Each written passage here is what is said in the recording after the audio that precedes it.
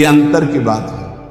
हमारे कर्म के अनुसार दुख आया है तो हमें ये स्वीकृति नहीं कि इस व्यक्ति ने दुख दिया है। अगर ये व्यक्ति ना हो तो मैं कभी दुखी हूं ना, ऐसी भावना कभी मत बनाना कि अगर सामने कमरे वाला हट जाए ना तो मैं बड़ा सुखी हो जाऊं, वो हम नष्ट हो जाए ना तो मैं सुखी हो, कभी नहीं। तुम्हें कोई दुख नहीं दे रहा, पक्का समझ लीजिए। तुमने जो बीज बोया है कर्म का वो ही तुम्हें दुख दे रहा है, पक्का समझ लीजिए। आप कोई दुख देने वाला नहीं ना दुखम। एक तो ये, दूसरा हमारे कर्म के कई रूप होते हैं। एक होता है व्यक्ति के ऊपर बैठकर कर्म दंड दिलाता है, और एक होता है घटना बनता है, और एक होता है रोग बनता है। शरीर में विविध प्रकार की आदि व्याधियां, तो हमको विचलित नहीं होना है। यदि आप भक्त हैं, उपासक हैं, आध्यात्मिक मार्ग के पथिक हैं तो धैर्य रखिए। नाम जप से बहुत बड़ा बल मिलता है। सत्संग से हमारे अंदर विवेक जागृत होता है, सहने की सामर्थ्य आती है।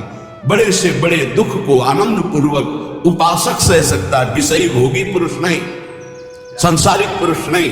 इसलिए ना दुखम, कोई भी दुख आपको विचलित ना कर पावे। ये तभी हो सकता है जब आपने मृत्यु का वर्ण कर लिया है। अब तो एक न एक दिन शरीर छूटेगा ही, भजन नहीं छोड़ेंगे, सतमार्ग नहीं छोड़ेंगे। मृत्यु से बड़ा कोई दुख नहीं है, उसे हम पहले स्वीकार कर चुके हैं, तब इस मार्ग में चला जाता है। नारायण अति कठिन है, हरि मिलन की बाट, या में पग पीछे धरे प्रथम शीश दे काट। शीश काट का मतलब अपने अस्तित्व को आराध्य देव में समर्पित कर देना। अब जो ही प्यारो करे सोई मोहि भावे, तो दुख किस बात का।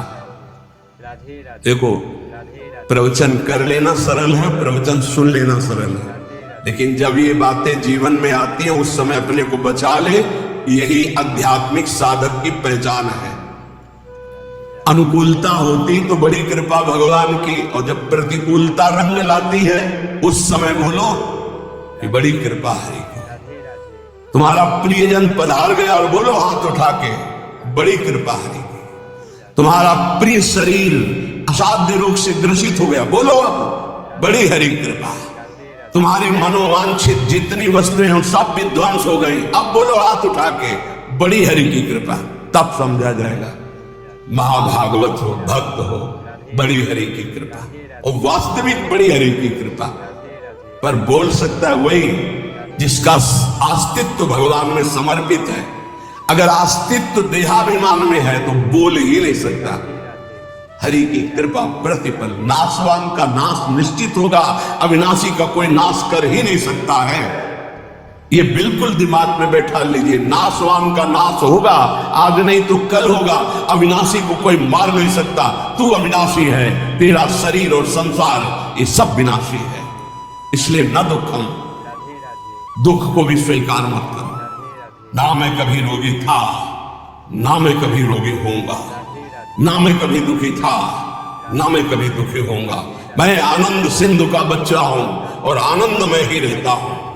ये जो आनंद सिंधु सुख राशि प्रभु है, उन्हीं का ईश्वर अंश जीव अविनाशी चेतन अमल सहज सुख राशि। पर कई मिनट रुकते हो अपने स्वरूप में, एक सेकेंड नहीं। इसी देह में रहते हो हर समय, देह भाव में। इसीलिए सुख दुख निंदा स्तुति मान अपमान इनका प्रभाव खोखला किए दे रहा है। चिंता शोक भय ये जलाए दे रहे हैं।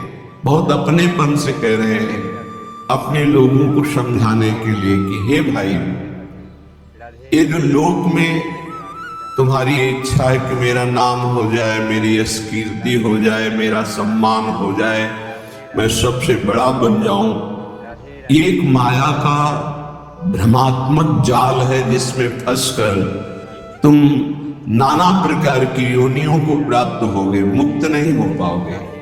इसलिए इस लोक ऐषणा का त्याग कर दो। लोक ऐषणा, जो कंचन विजयी होते हैं, कामिनी पर विजय प्राप्त कर लेते हैं, वो भी लोक ऐषणा में गिर जाते हैं। ये बड़ी भारी खाई है माया की, जिसे मान सम्मान कहते हैं, जिसे यश कीर्ति कहते हैं। इसकी चाह में बड़ी बड़ी साधनाओं की बलि चढ़ा दी जाती है। बड़ी बड़ी तपस्याओं को न्यौछावर कर दिया जाता है केवल अपने नाम के लिए, अपनी प्रशंसा के लिए, अपनी बड़ाई के लिए। हाथ कुछ नहीं लगता।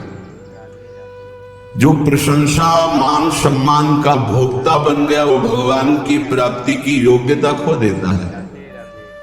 इसीलिए श्रीपाद के न लोकम, लोकैषणा की तरफ अपनी वृत्ति जो जा रही है उसको हटाओ। ये सबके अंदर होती है। कुछ तो ऐसा करूं जिससे लोग हमें जाने। भगवान को तो जानना नहीं चाहते, तुम्हें क्या जान लेंगे। भगवान का तो सब नाम जप नहीं पा रहे, तुम्हारा नाम कौन लेगा। कितने बड़े बड़े चक्रवर्ती सम्राट हुए, बड़े बड़े महल, बड़े बलवान, कौन जानता है। बहुत बहुत इतिहास के पन्नों में लिखे पड़े हैं। ये होश में हम विवेक के द्वारा ऐसा साधन करें, ऐसे मार्ग में चलें कि भगवान को प्राप्त हो जाए। ये जीवन का परम लाभ है। न लोकम, हमें लोक के मान सम्मान, यश, कीर्ति, प्रतिष्ठा आदि की भी चाह नहीं करनी चाहिए। अगर भगवान को सम्मान देना ही है ना, यश कीर्ति देनी है ना, तो ऐसा प्रदान करेंगे कि आपकी भगवत प्राप्ति भी नहीं रुकेगी और बिस्तरे सब जगह विमल की रति, साधु संगति ना टरे। खास बात रहेगी, आपके जीवन में भारी यश का विस्तार होगा, पर साधु संगति मिलती रहेगी, इसलिए अभिमान नहीं हो पाएगा। वो मान सम्मान आपके तप का नाश नहीं कर पाएगा। यदि भगवान को नाम करवाना है, यश करवाना है, सम्मान दिलवाना है, ये उनका विषय है। अपने तो दैन्य रहे, अपने तो सम्मानम कल्याति घोर गर्णम नीचापमानम सुधा, सम्मान को विष समझे और नीच पुरुषों द्वारा की हुई अपमान को अमृत समझे, तब राधा माधव में प्रीति होती है। क्योंकि देहाभिमान ही प्रीति में बाधक है। जब हमारा सम्मान होता है तो देहाभिमान पुष्ट होता है, और जब अपमान होता है तो भगवान की शरणागति पुष्ट होती है। ये सिद्धांत है, ये बाहरी बहिर्मुख पुरुष नहीं समझ पाएंगे।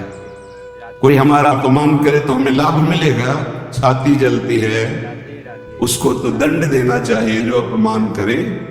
यह ज्ञान है, ये परमार्थ का मार्ग नहीं है। आप जहां बैठे जो सुन रहे हैं शुद्ध अध्यात्म है, भगवत मार्ग है। इसलिए न लोकम, लोक की भी मान बढ़ाई, यश कीर्ति की चाह ना करे तो राधा माधव के चरणारविंद की तरफ उसकी मन और बुद्धि की गति होने लगेगी। या ऐसा समझ लीजिए कि मन और बुद्धि में राधा माधव आकर विराजमान हो जाएंगे। आप विचार कीजिए, जिन्होंने अपने एक संकल्प मात्र से अनंत ब्रह्मांडों की रचना कर दी, वो मायाधिपति, ऐश्वर्य, समग्र वैभव, ज्ञान समुद्र, वैराग्य समुद्र, प्रेम समुद्र भगवान हमें मिल जाएंगे, फिर हमारे लिए दुर्लभ क्या रह गया। ये अनंत ब्रह्मांड तो उनकी एक संकल्प वृत्ति मात्र से प्रकट हो, ऐसे भगवान हमारे हो जाएंगे तो हमारे पास कमी क्या रहेगी। जाके राम धनी वाके कौन कमी है। जब प्रभु हमारे हो गए तो फिर कुछ पाना बाकी नहीं रहता, सब कुछ मिल गया। अभी अल्प बुद्धि होने के कारण ऐसा लगता है हमें इस भोग की आवश्यकता है। अगर लक्ष्मीपति भगवान स्वयं मिल जाए तो आवश्यकता ही खत्म हो जाएगी। स्थिति आ जाती, सकल कामनाहीन जे राम भगत विरस लीन, कोई कामना ही नहीं रह जाती। आप कामनाओं में सुख ढूंढ रहे हैं और जबकि कामनाओं में सुख की आकांक्षा करके कर्म करते हुए दुख भोग रहे हैं, इसका मतलब सही मार्ग नहीं है। निष्कामता में जो परम सुख है वो केवल अध्यात्म मार्ग का पथिक ही समझ पाता है। संसार मार्ग का पथिक तो सकामता में ही भटकता रहता है। आगे कह रहे, न धर्मम, जो धर्म देह से संबंध रखता है, लोक से संबंध रखता है, उसका जब हम पूर्णतया पालन करते हैं तो परम धर्म की प्राप्ति होती है। परम धर्म त्यज लोक धर्मान, लोक धर्मों का त्याग करने पर परम धर्म की पूर्ति होती है। सावै पुंसाम परो धर्मो यतो भक्ति अधोक्षजे। भगवान श्री हरि में प्रेम लक्षणा भक्ति हो जाना एक परम धर्म है, और लोक धर्म का ठीक निर्वाह करने का फल है परम धर्म, प्रभु के चरणों में भक्ति हो जाना। नहीं तो आपसे सच्ची कहते हैं, ये देहाभिमान बड़े बड़ों में झलकता रहता है। मैं अमुक, मैं अमुक, मैं अमुक, मैं अमुक, दूसरे की निंदा, अपने मुख से प्रशंसा, जो अध्यात्म की बिल्कुल विरुद्ध है, वो बना रहता है। बड़ा ज्ञान है शास्त्रों का, पर ये जब वाणी खुलेगी तो किसी न किसी की निंदा होते पाया गया। वो तो अमुक जाति के थे, वो अमुक अमुक ऐसे ऐसे। अरे जो सत्य वस्तु उसको क्यों नहीं जाना जा रहा?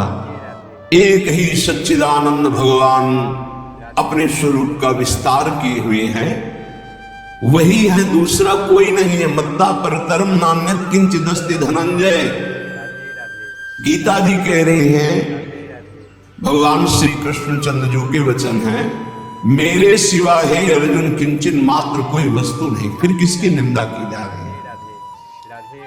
लोक धर्म की महत्ता है परम धर्म की प्राप्ति में। यदि लोक धर्म का पालन करने परम धर्म की प्राप्ति नहीं हुई तो सो सब धर्म कर्म जल जाओ, जहां न राम पद पंकज भाओ। वो सब धर्म कर्म में आग लग जाए जिससे भगवान के चरणों में प्रीति न उत्पन्न हो पाए। क्या उस धर्म कर्म का जो प्रेम न प्रकाशित कर दिया? जिससे प्रेम प्रकाशित हो वही धर्म है। इसलिए कह रहे कि इस लोक धर्म में ज्यादा अर्जो मत। क्या लोक धर्म है? मैं अमुक जाति का हूं, मैं किसी का पति हूं, किसी का पुत्र हूं, किसी का पिता हूं, किसी का अमुक अमुक अमुक। ठीक है, इन धर्म का पालन करो भगवत भाव से और भागवत धर्म में स्थित हो जाओ, यही इसकी मानता है। अगर केवल इतना ही करते रहे प्रभु के चरणों में प्रीति नहीं, तो विश्वास कीजिए आपके हाथ में जो सत्य वस्तु प्राप्त करने के लिए मानव देह लगी थी, कुछ नहीं लगेगा। ये बहुत बार पति पुत्र परिवार ये सब खेल लाखों करोड़ों बार हो चुके हैं। हाथ आज क्या लगा है आपके? फिर वही नई सृष्टि, नया पढ़ाई, नई नौकरी, नई बैंक बैलेंस, फिर मरो फिर नया वही। कब तक चलता है?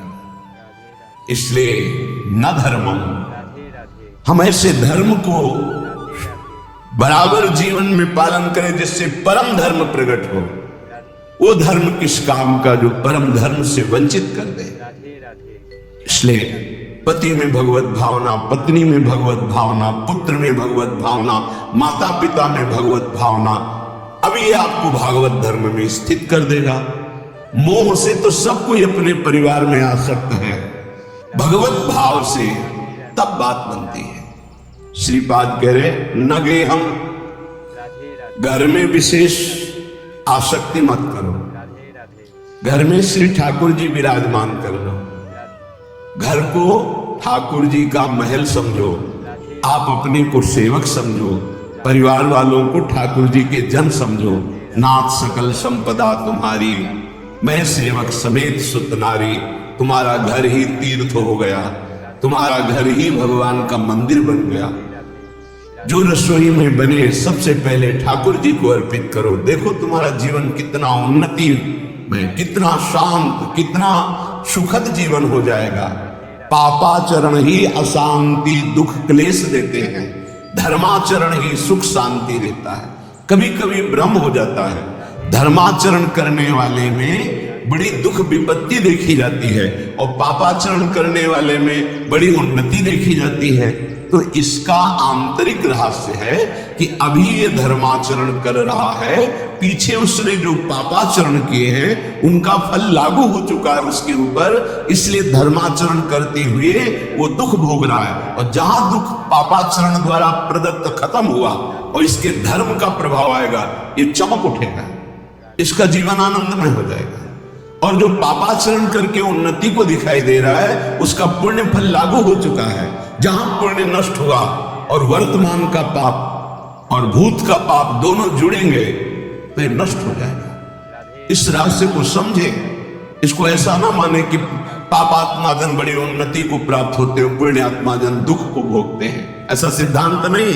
उसके रहस्य को ना जानने के कारण अज्ञानी जन ऐसा कहते हैं।